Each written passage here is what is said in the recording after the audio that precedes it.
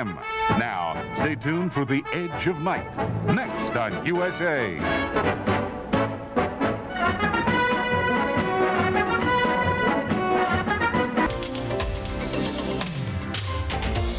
You're watching USA, Cable's entertainment network. The time is 11:30 p.m., and Logan Swift lies dead at that woman's feet. What does she do then? She tries to remove her fingerprints from the gun, and she removes all of them except a solitary thumbprint. Then, using the key she'd had since she'd lived with Mrs. Saxon, she hurried 3 flights up the stairs and returned the gun to Mrs. Saxon's night table drawer. And that is where Mrs. Saxon found it, soon after midnight, when she used it to shoot David Grace in self-defense. The gun. How did the gun get to Logan's room? Who could have taken it there? Then Mrs. Whitney returned home, dismissed Myrna Whitmore, and sat there in that huge house with her son, now hers alone, sleeping unaware above her head. Again, the prosecution is willing to give Mrs. Whitney the benefit of the doubt. This was not a murder committed in cold blood, despite the fact that she took the gun to Logan's room. Premeditated? Yes. But that shot may well have been fired in the heat of her rage. And it was that same rage that caused her to overlook something. As she sat there in her home, she remembered this necklace. Recall how the clasp was broken. A piece of it is missing. Recall how violently it was torn from her throat. As she sat there, she remembered that this necklace was still in Logan Swift's bedroom. She should have never left it there. It could place her in the room where he died. That necklace. What did Alicia say? After Raven left, Logan sat there in the dark, just drinking for another half hour or so. Then he got up and left. He what? He was only gone for about 10 minutes or so, but there was enough time for me to open the safe, take out the formula, close the safe, hang the picture back up on the wall, but there wasn't time to escape because I heard his key in the lock. And then I had to go hide in that blasted bedroom again. After that, things began to happen rather quickly. I was only in the bedroom for, a moment or so. I was hiding behind the door, and I saw him come in and toss something on the bed near the pillow. It glittered. Bloody Raven's diamond necklace. That doesn't make any sense. The necklace. The necklace and the gun. Oh my God, that's it. Guard!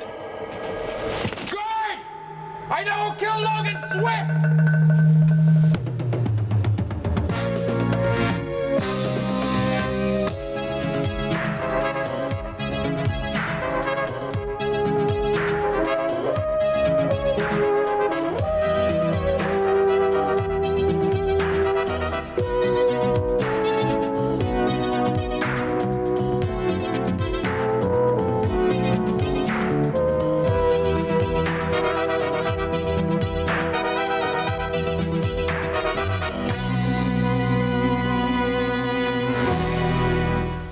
Mrs. Whitney found herself forced to return to the Monticello Arms for a 3rd time. But this time she proceeded with even more caution than the last. This time she drove herself. We know how she used the key to Geraldine Saxon's room. This is the key to Logan Swift's. How it found its way into Mrs. Whitney's drawer isn't really important. Perhaps Jamie did leave it there. The important thing is, she knew it was there and she used it to enter his room. Her luck had been holding up until now. But before she could find the necklace that had slipped partway beneath Logan's pillow, her luck ran out. Her own husband, concerned about an attempted robbery in Mrs. Saxon's suite, was approaching Logan's door. Knowing that one man had already been shot that night, Sky Whitney heard a car backfiring and jumped to an obvious conclusion. He battered in the door, and as he bent over Logan's body, he was struck from behind by his own wife. Why, you ask, didn't she show herself? Why didn't she tell a husband who loved her and could have helped her what she had done? Mr. Whitney himself has testified to the darkness of the room, the only light bleeding in from the hallway. His back was to her as he bent over Logan's body. she didn't tell him for the simple reason that she didn't recognize him. All she saw was a threat, so she struck him down. Guard! Guard! What's all the ruckus? Look, I can save my wife, but I've got to get out of here. I need to get out. Aren't you in enough trouble already? Look, send for Chief Mallory. Would you do that, please? Come on, I've got to save my wife. I need to get out of here, though. I'd like to keep my badge. Well, all right, then. All right, send for my wife's defense lawyer. His name is Murdoch. He's in court now. Go get him. I'm not going to do that. Why don't you just calm down for a while? Wait a minute. You can't go. Guard! Guard! No time now for Mrs. Whitney to search for the incriminating necklace. So she runs from the room, but she is seen by the desk clerk, Henry Dwyer, a man who respected and admired her family, a man who has no reason at all not to tell the truth. He saw Mrs. Whitney leave the room, followed her as she went out the back entrance of the hotel, and watched as she drove away into the night. 12:50 p.m. Raven Whitney is home by the time her manservant, Gunther Wagner, walks in the door. And that, ladies and gentlemen, completes the timetable. We all know that a murderer returning to the scene of the crime is a cliché. But it's a cliché for a very good reason. Murderers are all too human.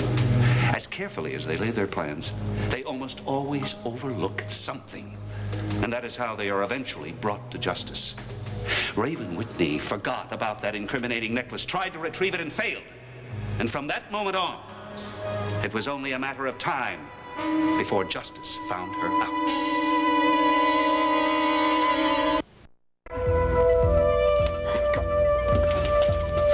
Man, what is it with you? Look, I know that I sounded a little overwrought before, but my wife is on trial for her life. Now, look, if you don't want to get Chief Mallory, then get Detective Egan, Christine Egan. You can do that for me. Sorry, pal. I can't do it for you. Oh, God, come on. Come on, guard. Help me!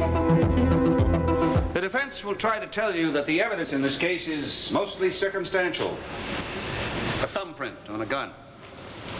A pair of keys in a drawer. Eyewitnesses who saw much, but not the actual murder. But regardless of what they say, the picture is clear, and the weight of the evidence overwhelming. You know, at the beginning of this trial, we promised to lead you through the night of July 16th. An extraordinary night it was, wasn't it? You have heard witness after witness testify to the events of that night. Even witnesses like Geraldine Saxon and Jody Travis, who wanted to believe in Mrs. Whitney's innocence. But they were all witnesses for the prosecution.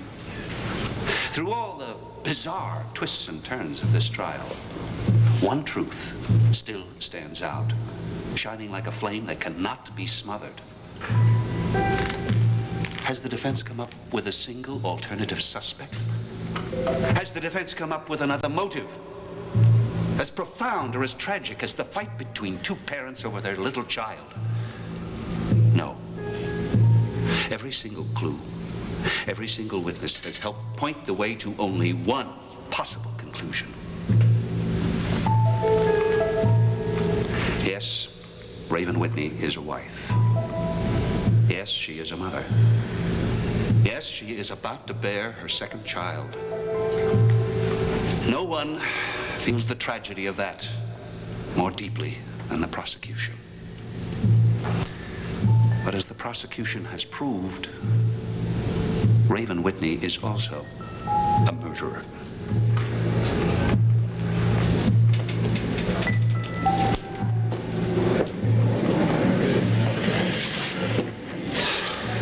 Way to go, Mike. Where's Nancy? She heard every word. Where is she now? She's filing the story. Thank God she was here. Mr. Murdoch? There must be other evidence. The smudged fingerprints. Whitney? Detective Egan. Understand you asked to see me. Well, yeah, but I didn't think it would do much good. Well, Nick said that he reconsidered. Well, thank you. Oh, here. I'll call you when I'm ready to leave. Okay. Understand you were causing quite a row down here. Yeah, well, I needed to get someone to listen to me. What made you think I'd listen? Raven told me of your kindness when you came to take Jamie away. Yeah, well, sure, I understood what she was going through. And so I thought it'd be worth the risk to mention your name and ask for you. Well, come on, tell me. What's on your mind? All right, look, I guess that you may very well not believe me after everything that I've done, but I've got to convince you that I'm telling you the truth now. Well, that'll be a pleasant change. I think I can prove who killed Logan. Alicia Van Dyne? Alicia? Everybody else around here is convinced that Raven killed him. No, look, Mr. Whitney. Wait, for God's sakes, do you think that Raven is innocent? Mr. Whitney, no, I wouldn't go that far. But I do think that she's getting a raw deal. I think there's too many unanswered questions Well, the jury right, will then. never know about. You can help me answer those questions. How can I do that? You can get me out of here. What, are you crazy? Your bail's been refused. Yeah, I know, but there must be. I'm sure that you can find some way to get me out. Okay, all right, let's say for the sake of discussion here that you do get out. I mean, somehow. What are you gonna do? Prove my wife innocent. By yourself? What? No, actually, I'm gonna need your help for that, too.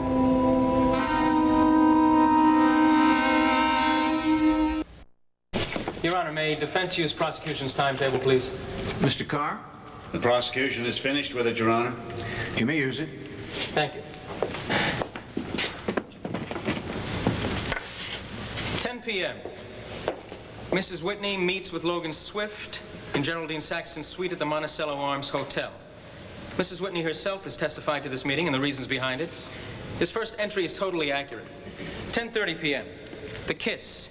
Mrs. Whitney has told you that this was a kiss of farewell and not one of passionate attack as characterized by the prosecution. This characterization is entirely supposition. This is not evidence. This bit about the gun. Again, supposition.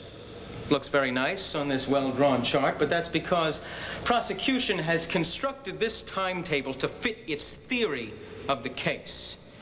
In fact, this entire case is like some balloon suspended before us with only hot air alone to support us, proving that someone might have done a thing, proving that someone might have had the opportunity to do a thing. This is not proving that someone, in fact, did that thing. 10:45. Okay, that's right. Raven did leave the hotel, arriving at her home at approximately 11 o'clock. But if she wanted to establish an alibi, then why would she take the same cab back to the hotel? Why would she let Myrna Whitmore watch her walk out the front door? Mrs. Whitney has admitted to using the service entrance when she arrived at the hotel for convenience sake, in order to keep a low profile so that she might not become a topic for common gossip, not because she was planning any murder. This meeting with Logan Swift at his doorway, she told the police about it weeks ago. She wasn't trying to hide anything. Not much, she wasn't. Now, if we turn our attention to the tape that prosecution played in this courtroom, again, we are not denying that this is an accurate representation of my client's arrival at Logan Swift's doorway. But if this tape had been allowed to continue just a few more minutes, this case would never have reached trial. We would have heard Logan Swift slamming that door in Mrs. Whitney's face. Now, Mrs. Whitney also offered a splendidly cogent explanation of why Logan Swift's words didn't mean that he had not yet received the necklace. He said quite clearly, and I quote, "She's not coming back to me, Miles," end quote. Now, why would he have said this unless he had already received the necklace, which Mrs. Whitney testified he had? The rest of it, the guns blazing, the fire in her eyes, all of it supposition. What did our supposed murderess do next? She took a cab back home very openly. She let Myrna Whitmore see her once again. Now, the next part of prosecution's case is truly miraculous. Mrs. Whitney sits at home. She realizes about the necklace. Now, this bridges the gap from supposition into the realm of total fantasy. She returns to the hotel a third time. It's like a tennis match, back and forth, back and forth. she had no reason whatsoever to fear that the necklace would do her any harm. Henry Dwyer, the Monticello Arms Hotel desk clerk, was a liar. Investigation will soon prove why it is that he lied. He is a liar because Mrs. Whitney never returned to the hotel a third time. Now again, I say she had no reason to fear that necklace, and she did not even know that Logan Swift was dead. No, her actions were much simpler. For one thing, the boy that prosecution says she murdered for was upstairs asleep. Would this mother leave that boy alone? And besides, where was she going to go? Who was she going to call to find out where her husband or her manservant was? No one. No. She did the only sensible, rational thing anyone in her position would do. She waited. 12:50. She was found at home. Minutes later, Officer Egan arrived to confirm that fact. So you figured all this out sitting here in your jail cell, did you? Look, it may be hard for you to believe, but you have to realize I know more about this than anyone else does. I'm convinced that Alicia was telling me the truth. Why? Why would she do that? Please don't ask me that now. All right. How do you know what she told you was the truth? Most people who tell the truth don't keep sneaking out of the country. Are you sure she's out of the United States? Yeah, almost positive. Where did she go? Probably through Canada to Europe. That's all you have on her? Yeah, if we had more, we'd have her. Unfortunately, she hasn't been charged with a capital crime. Well, how about the kidnapping of Preacher? That's... No, some guy by the name of Ed McGuire kidnapped Preacher. Now, unless he agrees to turn state's evidence, she's out of it. Doesn't look like he's going to be willing to do that. Yeah, she always does seem to be able to remain out of it somehow. What'd she say to you? Well, that's just it. I can't prove that she said anything, but I'm sure that she was telling me the truth. Tell me anyway. Tell me every word she said. All right. First of all, she admitted that Dave Grace was nothing but a decoy. I would ask that the jury take a good look at prosecution's nicely drawn timetable. Now, for a time span of more than 2 hours, the time during which Logan Swift was murdered by person or persons unknown for reasons unknown, prosecution has not proved one single thing. Now, while they have been subjecting Mrs. Whitney to extreme mental anguish, the real murderer walks free, able to kill once again. Judge Strahaney cautioned you at the beginning of this case, and quite rightly, and he will caution you once again.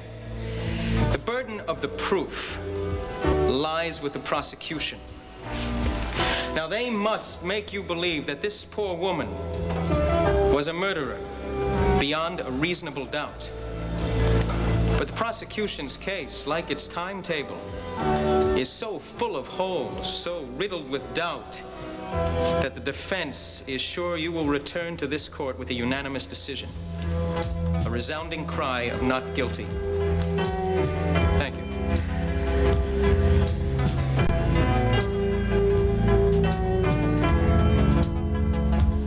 Look, Alicia told me that she knew no one would believe her if she said that she was hiding in Logan's bedroom when he was killed.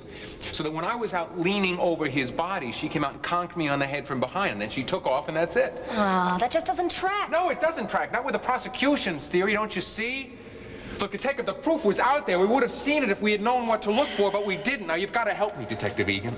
Help me save my wife. Ladies and gentlemen, you've heard much talk about reasonable doubt from everybody in this case, myself included. And there's a reason for that.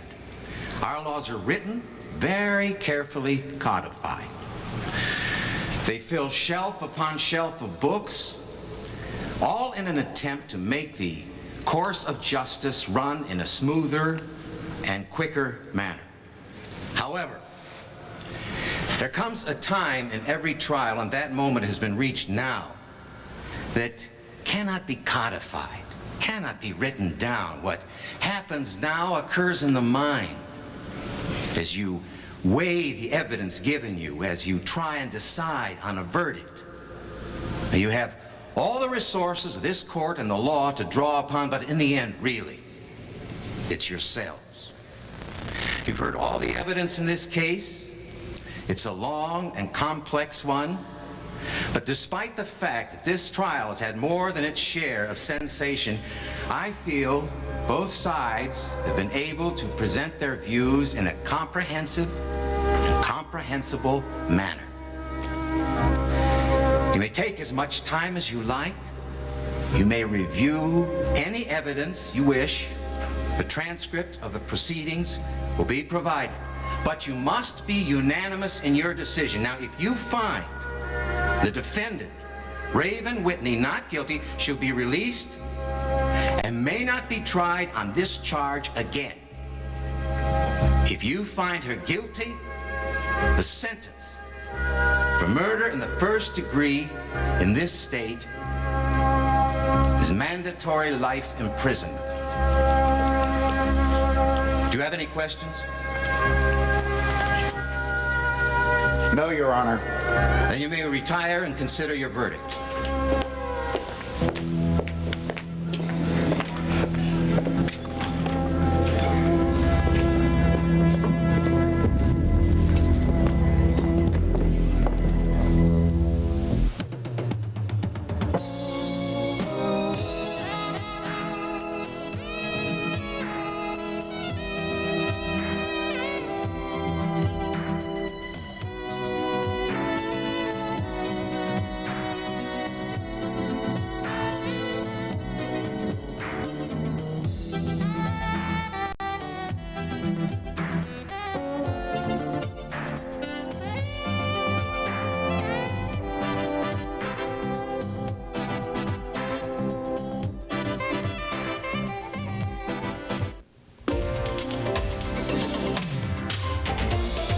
Watching USA, Cable's entertainment network.